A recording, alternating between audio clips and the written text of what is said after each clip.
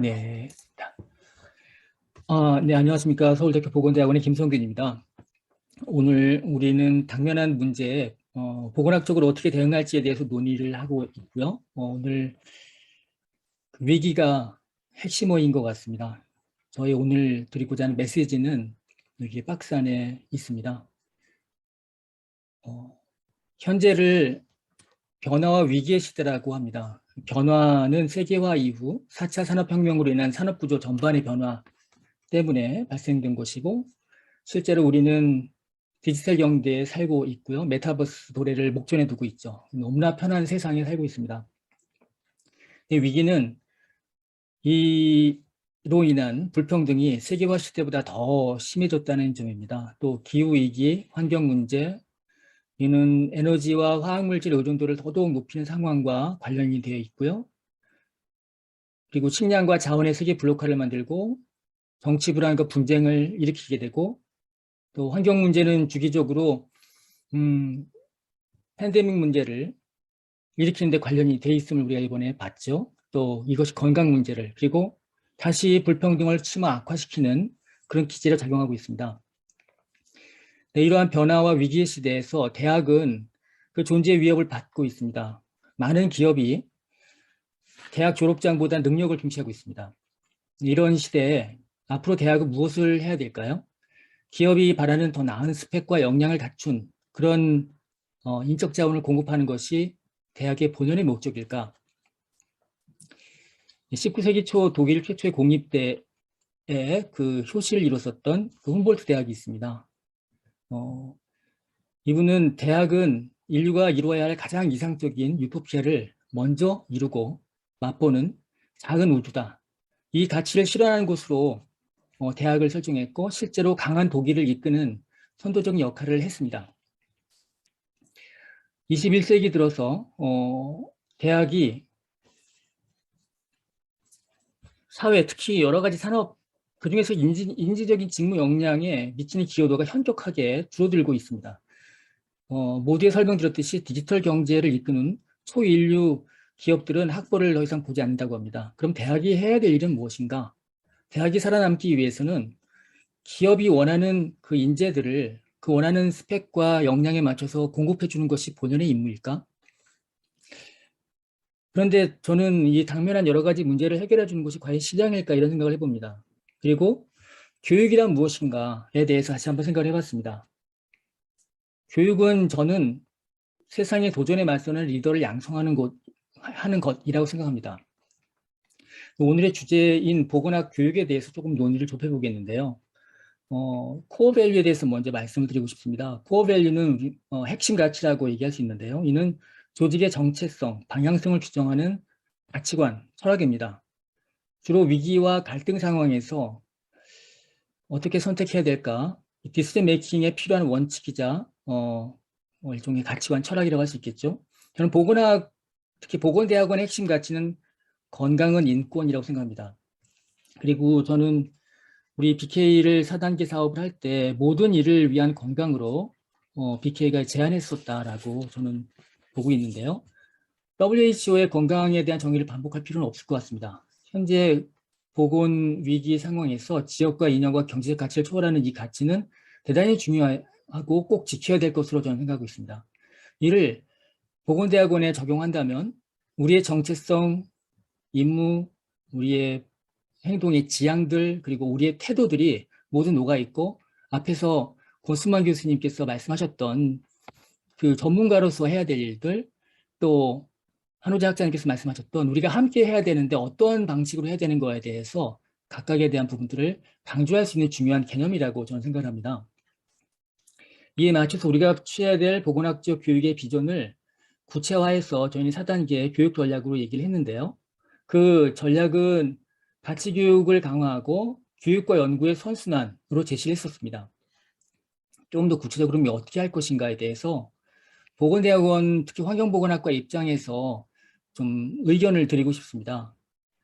일단 큰 틀에 어떤 법으로 친다면 헌법과 같은 그런 강령이 정해진다면 그 안에 그에 따른 전략적인 흐름이 보입니다. 저는 이것을 교육과정과 거버넌스 나눠 제안하고 싶습니다. 우선 교과 과정에 관련해서 좀 더 조직화된 교육 프로그램들을 튜닝해야겠다. 특히 석사의 경우에는 좀 현실적인 부분들에 있어서 튜닝할 필요가 있다. 박사는 전문적인 학자 양성 과정으로서 전담 과목이 좀 필요하다. 그리고 공통 과목에서 가치 교육을 강화하고 그다음에 전문성 강화는 전공 선택 과목과 세부 전공 과목에서 이것들을 했으면 좋겠다는 것입니다. 관련해서는 뭐 자세하게 설명을 드릴 기회가 있으면 또 다시 해보겠습니다. 뭐 여러 가지 형태로 말씀드렸지만 한호자 학장님 계시니까 저희가 전문성 교육을 하는 데 있어서 여러 가지 다양한 시도들을 해왔었습니다. 이번 학기부터 모듈형 수업도 하고 있고 또 여러 기관이 함께하는 융합지도도 있었는데 이 부분은 지금 현재 3학점 중심으로 되어 있는 그런 여러 가지 과목들이 학생들이 선택할 수 있는 부분들이 굉장히 적기 때문에 조금 더 맞춤형으로 하자는 뜻이고요.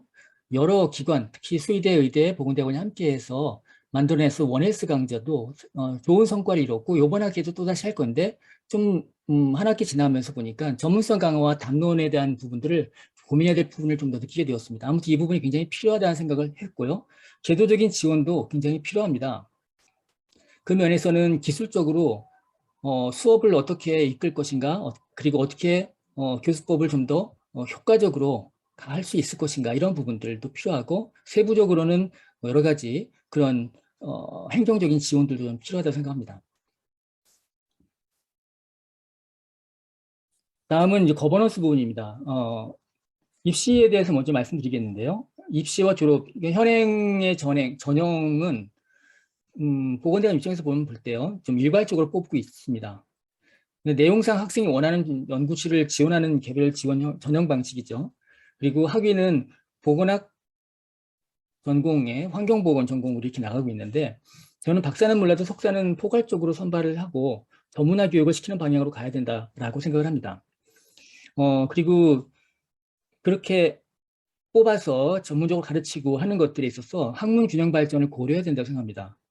지금은 미약해 보이는 분야더라도 나중에는 꼭 필요한 분야가 될 수도 있음을 우리는 감염병의 재도래를 통해서 알 수 있었죠. 저는 이 부분이 다른 대학은 몰라도 서울대학교는 꼭 그렇게 해야 된다고 생각합니다. 그리고 학위기에 전문 분야를 표시할 수 있는 선택을 주었으면 좋겠습니다. 여기서 말하는 융합은 다른 대학과의 융합도 포함을 하는 것입니다.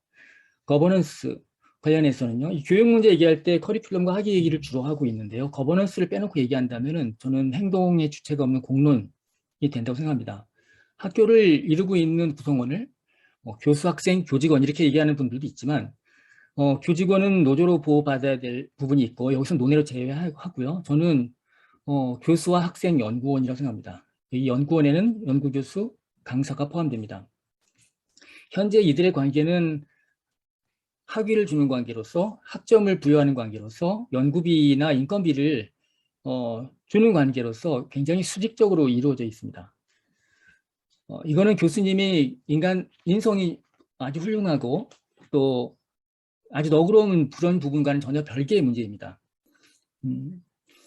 저는 이 관계가 재정립돼야만이 대학과 대학원이 그 본연의 기능을 할 수 있다고 생각합니다. 교수는 교육 서비스 제공자이고 또 동시에 멘토, 그리고 학생은 이 서비스에 대한 소비자이고 멘티로서, 그리고 연구자는 이들을 지원하고 매개하는 사람입니다. 그래서 여기에서도 이들은 직능상 구별될 뿐이고요. 독립적이고 또 상호 의존적인 관계고 제도적으로 보호받을 필요가 있습니다. 그래서 이 부분을 어떻게 제도할까? 이건 저의 이제 그 제안인데요. 다른 선생님들도 여기에 대한 지지를 표시해 준 분들도 계십니다. 근데 이 부분에 대해서 공론할 필요가 있지 않을까라고 저는 생각을 합니다. 공동으로 학위를 지도한다든지 또 학생이 교무와 주요 의사결정에 참여할 수 있게끔 하는 것, 그리고 학점 체계들도 좀 더 현실적으로 패스 페일리어, 좀 이걸 구분하고 싶다면 하이 패스 정도는 될 수 있고 강의 평가가 좀 더 적극적으로 반영되고 또 이 부분에 있는 부분을 개선하기 위해서 지금 뭐 산단을 통해서 우리가 연구비를 받아서 쓰고는 있지만 인건비는 간접화해서 그는 학교가 학생들한테 지원하는 것이 낫지 않을까? 교수가 개개인이 하지 않고, 왜냐하면 대학원생들이 하는 일들은 공적 노동이기 때문에 그렇습니다. 그래서 국가가 보장해 주는 것을 학교가 대행해 주는 방식으로 가야 되지 않을까 싶습니다. 시간이 많이 지났어요. 마무리입니다. 큰 변화와 위기의 시대에 과거 대학은 사회, 특히 현대 산업사회를 시작할 때 큰 역할을 했습니다. 대전환의 시대에 대학은 그 역할을 다시금 저는 새로 해야 된다고 생각합니다.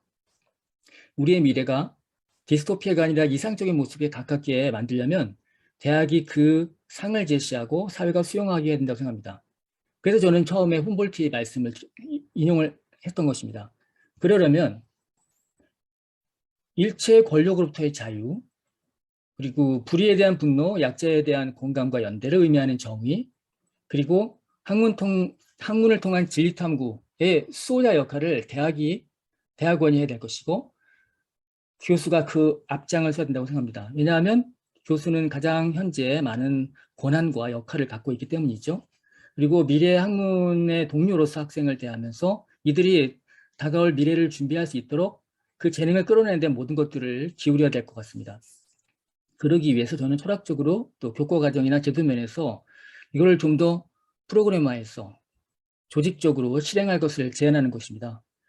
이 이야기를 특히 배경에 관련된 부분들은 저희 학과 교수회의 또 다른 자리에서 3, 4년 동안 여러 차례 말씀을 드렸는데 더 이상 도출기는 어렵다고 생각합니다. 그래서 변화와 위기 시대에 그 시간은 우리를 기다려주지 않고 자칫하면 휩쓸려가고 실기할 수 있기 때문이겠죠. 그래서 이런 부분들이 잘 논의가 되어서 이루어졌으면 좋겠습니다. 네, 경청해 주셔서 감사합니다.